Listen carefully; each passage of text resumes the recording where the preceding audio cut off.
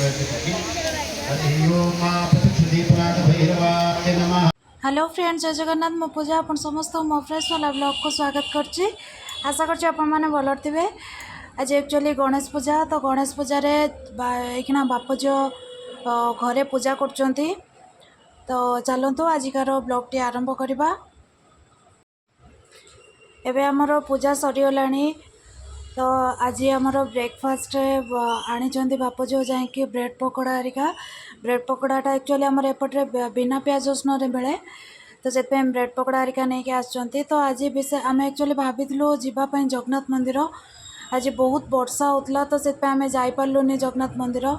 तो से आज विशेष किसी ब्लॉग बन पार्ली।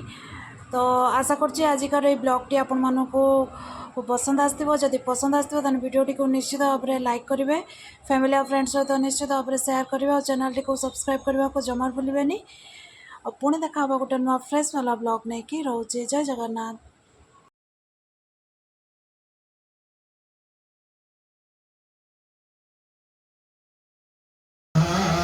आम एक्चुअली जो रोचु ना, तो से पार्क रे गणेश पूजा होता, तो से किसी वीडियो बन तो आपण मान सहित शेयर करछि। तो आपण मानू मो तरफ मो परिवार तरफ अनेक अनेक शुभकामना आम गणेश पूजा पाई। आपण मैंने भलरे था, सुस्थ था, खुशी था।